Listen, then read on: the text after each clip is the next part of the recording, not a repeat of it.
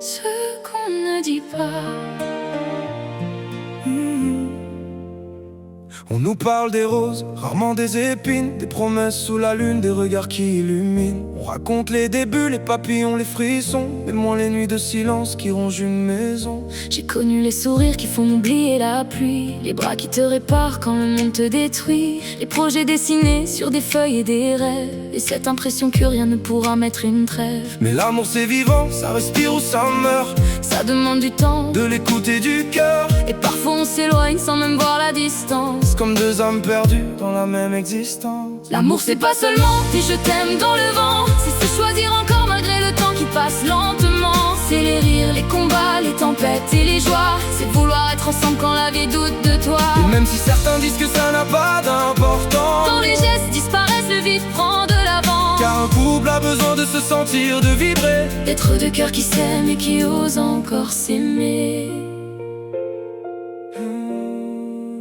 J'entends souvent les gens parler sans connaître l'histoire, juger depuis la fenêtre sans avoir vu le couloir. Chacun porte ses blessures, ses manques et ses combats. Ce qui détruit l'un ne détruit pas forcément l'autre, crois-moi. Pour certains c'est l'argent, pour d'autres la confiance, pour d'autres les mensonges ou les années d'absence. Mais quand l'amour devient une simple habitude, le bonheur se transforme doucement en solitude. L'intimité c'est pas qu'une question de désir, c'est une façon de dire je te vois, je te choisis. C'est une tendresse qu'on partage sans parler, une langue que de cœur continue d'inventer.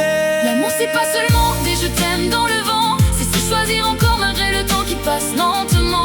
C'est les rires, les combats, les tempêtes et les joies, c'est vouloir être ensemble quand la vie doute de toi. Et même si certains disent que ça n'a pas d'importance, quand les gestes disparaissent, le vide prend de l'avant. Car un couple a besoin de se sentir, de vibrer, d'être deux cœurs qui s'aiment et qui osent encore s'aimer.